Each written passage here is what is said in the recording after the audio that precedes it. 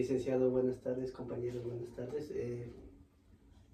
Como hemos hablado todos estos días, todo este periodo de nivelación, pues voy a exponer lo que aprendimos todo este tiempo y espero que también sea de su agrado y comprensión. Algo que tengan alguna duda me preguntan ya.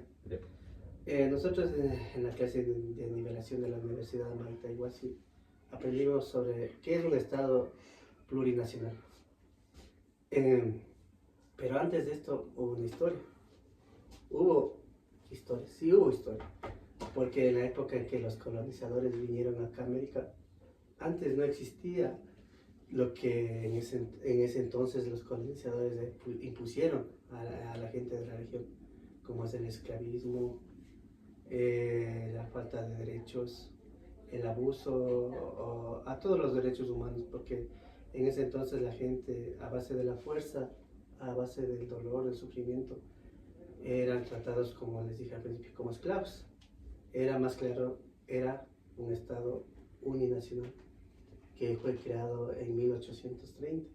Un Estado en que era bueno, sí, porque el Ecuador estaba recién naciendo como constitución, como país, pero que sin embargo al pueblo indígena, al pueblo afro, no se les tomaba en cuenta el hecho de ser, o sea, de tener sus raíces, ¿no? Sus orígenes humildes. Eran prácticamente discriminados, rechazados por estos colonizadores que eran del norte global, que era prácticamente gente de Estados Unidos, de parte de Europa, que vinieron prácticamente a saquear a nuestro país. Se llevaron todas nuestras riquezas, implantaron ese colonismo de sus países a nuestras poblaciones de ese entonces. Por ejemplo, en el campo de la religión, de la tecnología, de la medicina y todo eso. Pero hubo momentos en que era correcto, o sea, era bueno, pero también es la parte mala. En la época de la colonia, los patrones y los sacerdotes tenían un derecho que era el derecho de pernada. ¿Han escuchado ustedes de qué se trata? No. El derecho de pernada al pueblo indígena era que el patrón o el sacerdote de donde eran ellos originarios tenían que, o sea, poseer como mujer antes que se case. Entonces, y no tenían derecho a tierras, o sea, prácticamente eran excluidos de todo lo que ahora gozamos, ¿no?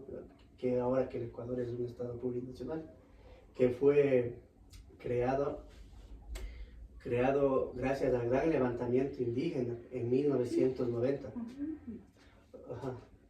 Que fue creado en 1990 y ratificado en el año 1998, pero asentado en el 2008 en la Asamblea Constituyente, en la Constitución del 2008. Entonces, pero para esto hubo un gran proceso, ¿no? Hubo grandes líderes indígenas que a través de la historia no les pareció pues haber tanta injusticia, tanto dolor, tanto atropello. En 2008 se instaló la Constitución donde los pueblos originarios afrodescendientes que antes eran rechazados, que no existían en la Constitución, se han tomado en cuenta sus derechos, sus oportunidades laborales, salud, vivienda, en la política y todo. Aquí actualmente tenemos 14 nacionalidades y pueblos indígenas. 14 nacionalidades y 18 pueblos indígenas reconocidos legalmente con todos los beneficios que el Estado les otorga. ¿Alguna pregunta a usted? ¿Cuáles son los Les citaré unas dositas por la pronto, ¿no? Porque como estamos así. Como por ejemplo los de Épera, los Secoyas. ¿Y quiénes eran los Épera? Una comunidad que era rechazada. Los Shuar, entonces que hay en el oriente, aquí los Éperas era era al norte de Esmeraldas. Los Áchilas en Santo Domingo. Y así vamos citando algunos, ¿no? Pero antes de esto también, para que este gran levantamiento indígena se dé, hubo, como les dije, ¿no? Grandes líderes, como, no sé si ustedes han escuchado de Mama Dolores Campombo. Dolores Carmona. Tránsito Maguán. Sí. Ella al ver tanta injusticia, tanto dolor de los abusos que ellos que sufrían sus descendientes, entonces ella se levantó, creó incluso la FEI, que es la Federación Ecuatoriana de Indios. Y entonces a través de esas federaciones ella luchó incansablemente, tuvo muchas peleas, ella incluso le quemaron su aldea, raptaron a sus hijos, hubo muertos, como en todo, ¿no? Pero a pesar de todo ella nunca podríamos decir, se dejó, claudicó, gracias. ¿Por qué? Porque ella estaba cansada, sentía el dolor del pueblo, ver tantos atropellos. Y eso fue motivo para que, o sea, aquí en Ecuador se levante toda América de los colonizadores de la antigüedad. Pero ellos consiguieron muchas, como la eliminación del Guasipungo. ¿Se han escuchado ustedes qué es el Guasipungo? ¿Ustedes saben? Entonces, que prácticamente era una ley. El Guasipungo no era de esos reyes campesinos que abolieron todo eso. O sea, no era el Guasipungo, no era de los reyes que abolieron. O sea, es como si le daban un pedacito de tierra para que trabaje para el patrón. Algo así, solo prestaban las tierras, ¿verdad? Solo prestaban las tierras. Porque era una forma de esclavitud también. Eliminaron eso y tantas cosas más, gracias a estas luchas, ¿no es cierto? Y como les dije al principio, ¿no? En la Constitución de 1998 prácticamente ya se reconoce, ¿no?, al Ecuador como un Estado plurinacional. Y en el 2008 ya queda ya sentadas esas bases. ¿En el gobierno de quién fue? En el gobierno de Rafael Correa. Pero no es que él hizo eso, sino que los pueblos originales ya tenían ese proyecto de la CONAI. Correa la aprobó. Él aprobó, o sea, gracias a las ideas de los pueblos originarios, él ya prácticamente aprobó. Entonces, en ese entonces, Mama Dolores luchaba contra el capitalismo. ¿Qué entienden ustedes por capitalismo y socialismo? ¿Qué les viene a la mente? Capitalismo es comprar un servicio por el que tú sacas beneficio. Sí, ¿tú? Capitalismo es lo que vivimos pues ahorita. Pagar por un servicio. Capitalismo.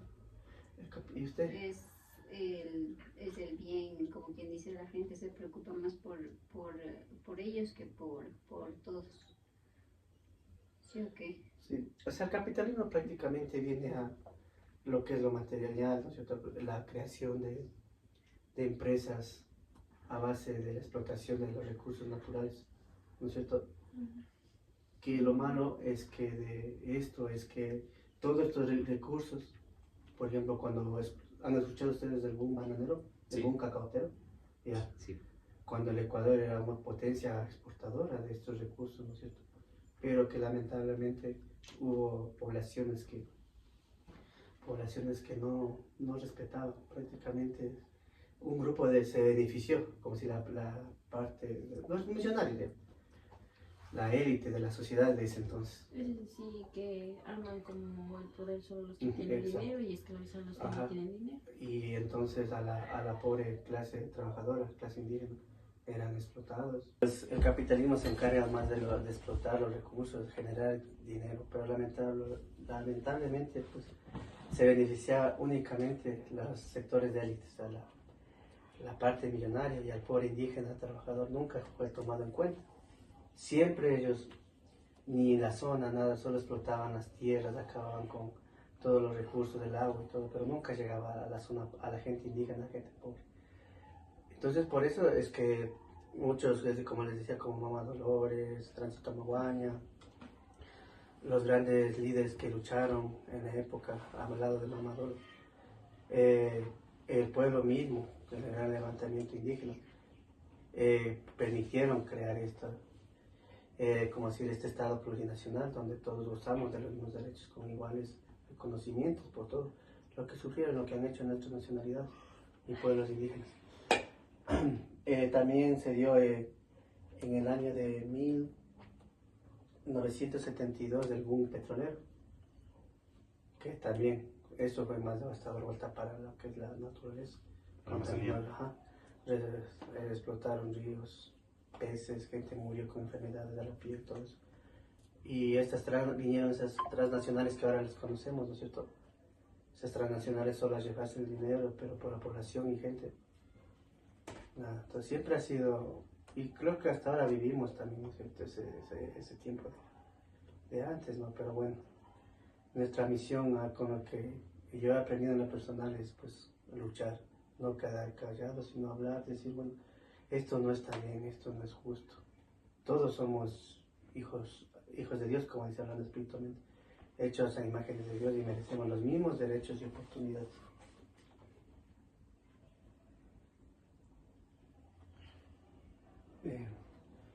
En la palabra sincretismo también ya en este estado pues se pone en práctica.